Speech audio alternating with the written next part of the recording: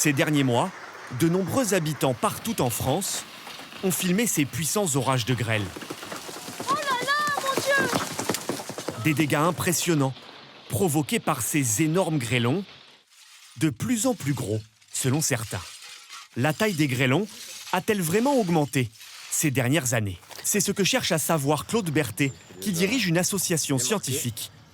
Pour cela, elle utilise depuis 30 ans un dispositif unique en France. Ça s'appelle une plaque de grêlimètre. À chaque fois qu'il y a une chute de grêle, nos observateurs récupèrent cette plaque qui a été impactée. 1000 plaques comme celle-ci sont installées partout en France et analysées ici, dans les Hautes-Pyrénées. Pour mesurer ces grêlons, Frédéric étale de l'encre noire sur chacune des plaques. Maintenant, comme ça, on peut mieux visualiser tous les impacts des grêlons.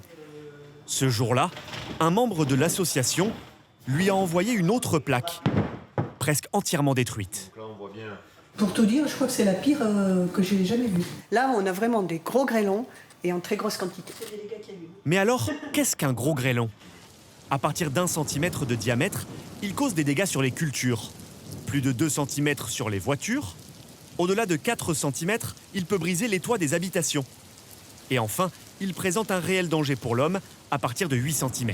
Frédéric et Claude analysent chaque plaque grâce à un logiciel. Ces données, collectées depuis 30 ans, ont permis d'établir un premier constat pour l'avenir.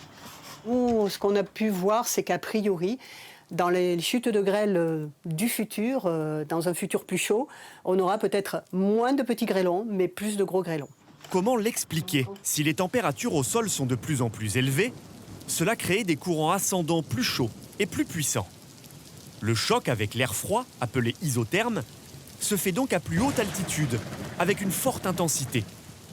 C'est là que se forment les gros grêlons.